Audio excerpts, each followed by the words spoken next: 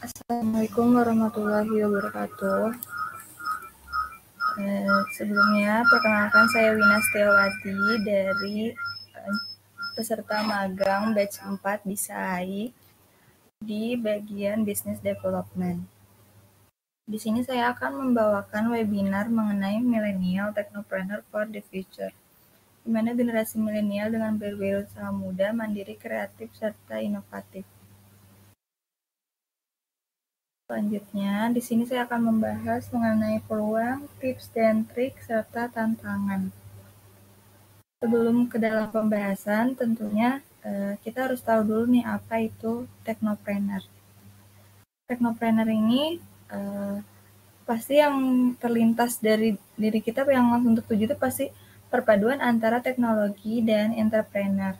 Technopreneurship ini diartikan sebagai usaha yang dijalankan dengan mengoptimalkan semua potensi di bidang teknologi yang ada untuk basis atau fondasi kegiatan bisnis. Di zaman milenial ini, para teknopreneur umumnya didominasi anak-anak muda. Mereka pelaku teknopreneur banyak merintis bisnis atau perusahaannya berbasis internet sehingga disebut startup company. Para teknopreneur sebagian besar memulai dan mendirikan usahanya pada usia yang masih muda, sekitar usia 20 tahunan. Mereka sebagian besar memilih untuk fokus mengelola usahanya di bidang teknologi informasi. Mereka itu termasuk orang-orang yang mempunyai visi dan misi yang terarah, serta dapat melihat peluang, berani mengambil resiko, tanggap terhadap perubahan zaman, dan pastinya ulet serta pekerja keras untuk mewujudkan cita-citanya tersebut. Meski bisnis ini sering dianggap iseng-iseng berhadiah, namun omsetnya yang didapat cukup menjanjikan.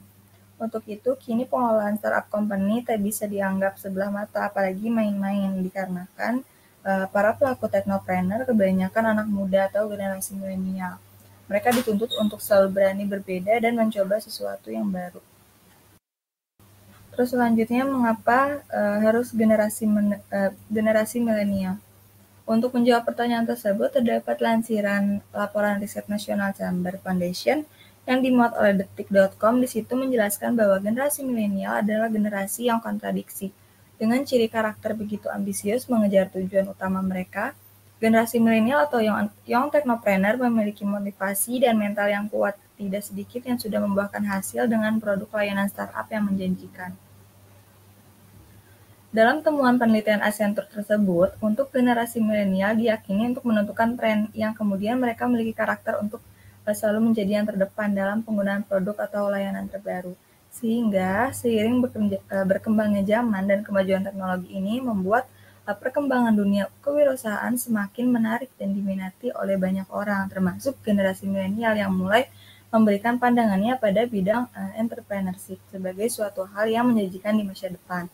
Dengan banyaknya contoh generasi muda yang telah sukses menekuni bidang ini dan dunia bisnis yang semakin melebar, serta majunya setiap hari, membuat generasi milenial tidak ragu untuk terjun dalam bidang entrepreneurship ini. Selanjutnya, ada peluang. Peluang di sini, teknopreneur diharapkan mampu memberi nilai tambah pada sumber daya di sekitarnya yang minim atau bahkan tanpa sumber daya, sehingga membuat peluang usaha yang besar. Dengan demikian, teknopreneur dapat membuka lapangan pekerjaan dan meningkatkan perekonomian masyarakat. Karena dalam laman Kominfo itu disebutkan bahwa industri kreatif merupakan sektor dengan prospek yang cerah. Adapun alasan apabila terjun ke dalam teknopreneur, yang pertama, tidak memerlukan modal yang besar, di mana para pendiri perusahaan berbasis teknologi itu awalnya langsung terlibat tidak langsung terlibat perusahaan sebesar sekarang yang kita lihat. Sebut saja Facebook. Awalnya hanya diciptakan mahasiswa di kamar kos-kosannya. Apple kantor awalnya hanya bermodalkan garansi, dan perusahaan besar teknologi lainnya berawal dari hal kecil dan semangat yang besar untuk maju. 2. Nilai pengembalian yang tinggi. Jumlah valuasi perusahaan teknologi di Indonesia maupun di dunia sangat besar jumlahnya. Bahkan jika perusahaan teknologi tersebut benar-benar bisa memberikan dampak ekonomi untuk masyarakatnya, akan sangat cepat memiliki nilai valuasi yang tinggi. Contohnya perusahaan Gojek yang saat ini bernilai triliunan. 3. Tidak memerlukan sumber daya yang banyak. Contohnya ruang guru. Perusahaan edutech terbesar di Indonesia ini tidak merekrut guru-guru, tetapi melainkan orang-orang yang ingin menjadi guru bisa mendaftar secara online melalui aplikasinya. Begitu juga dengan Gojek. Mereka tidak mempunyai armada, jadi mereka hanya menyediakan aplikasi untuk menghubungkan antara guru dengan murid atau driver dengan penumpang.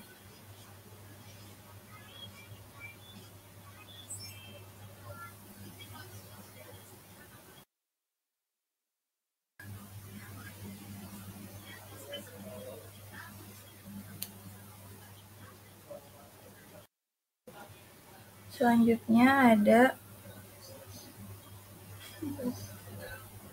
tips dan trik. Tips dan trik yang pertama itu fokus pada satu peluang. Sebenarnya tips dan trik di sini itu merupakan salah satu yang banyak dilakukan orang untuk meraihnya adalah dengan mulai bisnis. Pemikiran untuk menjadi pengusaha sudah menjadi tren di semua kalangan masyarakat, terutama kalangan muda. Oleh karena itu, saat ini banyak orang yang sudah sukses menjadi pengusaha di usia muda. Untuk sukses memulai bisnis tidak selalu berjalan lancar, diperlukan beberapa keahlian dan langkah yang harus dilakukan dengan benar, seperti fokus pada satu peluang. Dengan fokus pada satu peluang, maka seluruh ide dan pikiran kita untuk mengembangkan bisnis akan lebih terarah. Seiring dengan berkembangnya dunia maya saat ini, seakan-akan semua hal dapat menjadi peluang bisnis. Dengan begitu, banyaknya peluang yang dapat diambil. Mungkin kita nantinya akan bingung dalam memilih satu peluang yang akan dikembangkan. Sehingga banyak orang yang malah mencoba untuk mengembangkan banyak peluang dalam waktu yang bersamaan. Maka dengan itu, kita harus fokus pada peluang apa nih yang akan kita kembangkan. Lalu yang kedua ada lakukan hal yang disukai. Dalam melakukan apapun juga, jika kita menyukai apa yang kita lakukan, maka kita akan melakukannya dengan sepenuh hati, bukan karena paksaan, sehingga bisa lebih maksimal. Segala pekerjaan jika digeluti dengan sepenuh hati akan membuahkan hasil yang maksimal. Karena itulah banyak pekerjaan-pekerjaan yang tidak umum pada saat ini. Namun bagi kita yang bercita-cita menjadi pengusaha, jangan memulai bisnis hanya karena melihat untung yang besar, terlihat keren, atau karena disuruh. Biasanya hal yang baik untuk dilakukan ketika mulai berbisnis adalah berdasarkan hobi. Jika hobinya, misalnya, jika hobi kita fotografi, bisa tuh mulai menjual perlengkapan kamera atau membuat studio foto. Dengan begitu, hobi kita dapat terpuaskan dan mimpi kita untuk membuka usaha pun tercapai. Selanjutnya yang ketiga ada kuasai bisnis tersebut.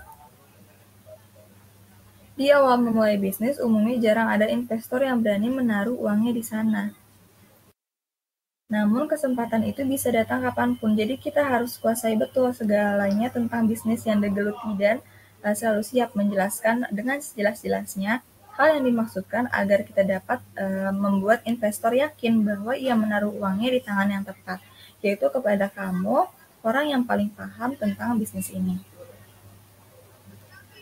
Selanjutnya ada selalu mau belajar dari orang lain. Nah, di sini semua orang pasti memiliki kelebihan dan kekurangannya masing-masing.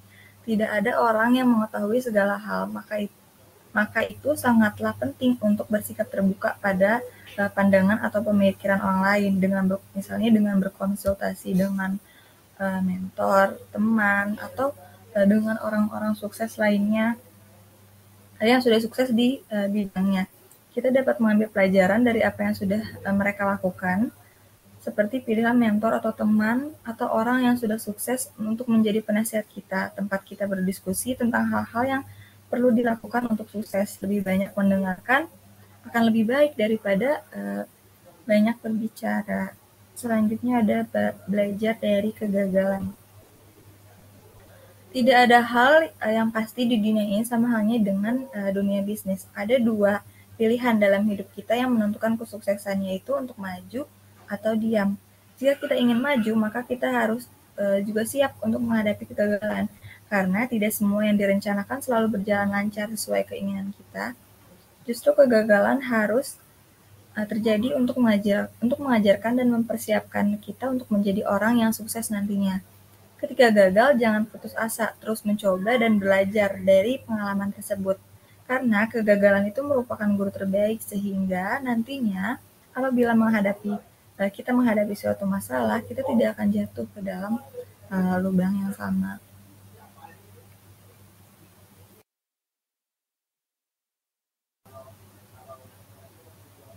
Selanjutnya ada tantangan. Menjadi seorang pengusaha bukanlah hal yang mudah untuk dicapai. Banyak pengusaha, termasuk di Indonesia ini, yang telah mengalami jatuh bangun. Tak jarang pengusaha yang sudah sukses memiliki titik terendah yang mungkin tidak diketahui oleh banyak orang, seperti kita harus memiliki strategi dan lain-lain. Yang pertama, ada tantangan yang biasa dihadapi oleh pengusaha muda, yaitu financial problem. Financial problem ini merupakan masalah keuangan yang hampir semua merasakannya, apalagi pengusaha yang masih muda. Banyak juga pengusaha muda Indonesia yang mengalami kesulitan dalam mengumpulkan modal. Solusi dari tantangan ini adalah sebaik mungkin dan sebijak mungkin untuk mengelola keuangan yang dimiliki atau dapat memulai usaha kecil-kecilan yang tanpa memiliki modal yang lebih besar terlebih dahulu. Kemudian ada tidak memiliki pengalaman. Jika kita ingin menjadi pengusaha muda yang sukses, bersiaplah mendapatkan banyak cibiran dari orang-orang di sekitar dan dianggap tidak cukup berpengalaman karena masih muda. Beberapa orang bisa jadi masih memiliki anggapan bahwa para generasi muda yang mulai menjalankan usaha cenderung minim atau bahkan tak berpengalaman dan malas bekerja. Pastinya dalam benak dan pikiran kita hal tersebut tidak bisa diterima karena kita yakin pada diri sendiri bahwa kita memiliki tekad dan komitmen dalam membangun usaha. Maka dari itu tunjukkanlah kepada orang-orang bahwa anggapan tersebut itu tidak benar. Kemudian ketiga, ada kuasai bisnis tersebut. Jadi di sini jangan jadikan hal tersebut sebagai sesuatu yang membuat semangat merintis usaha kita itu turun. Jadi kita harus tetap melakukan yang terbaik dan selalu bersikap positif.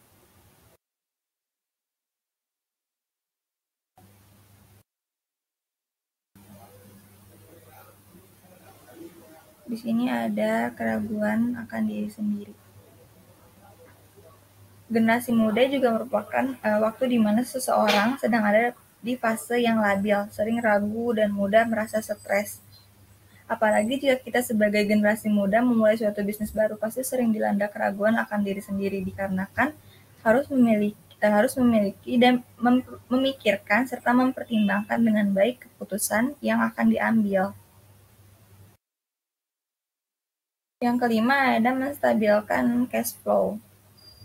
Cash flow di sini tuh merupakan arus keuangan yang juga merupakan masalah utama dari memulai bisnis. Apalagi modal yang sementara yang digunakan di awal itu nggak begitu besar. Setiap bulan pengeluaran pasti terus berjalan, sementara pemasukan tidak terlalu banyak atau menunggu dari invoice-nya cair. Untuk itu, menstabilkan cash flow perlu diperhatikan dengan sebaik mungkin karena akan mempengaruhi bagaimana kita menjadi seorang entrepreneur dalam membangun bisnis usaha yang akan berkembang atau tidaknya nanti. Terus yang keenam ada berani mengambil resiko. Resiko menjadi seorang entrepreneur tentu ada, salah satunya adalah kegagalan. Resiko ini bisa menjadi tantangan sehari-hari bagi seorang entrepreneur karena setiap permasalahan dalam memulai bisnis itu ada, salah satunya permasalahan internal dalam perusahaan tersebut. Seperti dibohongi klien, barang hilang, dan lain sebagainya. Dalam memulai karir sebagai entrepreneur, tentu perasaan takut itu pasti ada, terutama bagi yang baru terjun di dunia entrepreneur dan minimnya pengalaman tersebut. terakhir, masa depan adalah milik orang yang mempercayai keindahan mimpinya. Generasi muda di sini pasti memiliki potensi yang cukup besar dalam perubahan zaman, baik di bidang ekonomi maupun lingkup sosial. Teknopreneur biasa didominasi oleh kalangan muda dan tak jarang yang menganggapnya sebagai iseng-iseng berhadiah tersebut. Akan tetapi dengan ilmu pengetahuan yang mumpuni itu dapat meraup omset yang cukup besar. Maka dari itu, sebagai generasi penerus bangsa, kita harus kreatif serta inovatif, terutama dalam memanfaatkan berbagai kecanggihan teknologi informasi. Berstatus sebagai pelajar ataupun mahasiswa jangan menjadi alasan untuk tidak berkreasi, karena sudah banyak kaum muda yang sukses dan memanfaatkan teknologi, seperti para contoh ternama yang tadi telah kita sampaikan, yang telah disebutkan, yang bisa dijadikan acuan atau pemicu untuk maju bagi kaum muda saat ini. Kemajuan teknologi informasi ini sudah luar biasa, jadi bagi yang tidak mengikuti perkembangannya dan tidak terlibat langsung, maka akan hanya menjadi penonton saja. Maka dari itu, kita sebagai generasi muda harus kreatif agar bisa kita menjadi pemainnya dan memenangi kompetisi dari bisnis tersebut. Mungkin sekian yang dapat saya jelaskan, kurang lebihnya mohon maaf. Wabillahi taufiq wal hidayah. Wassalamualaikum warahmatullahi wabarakatuh.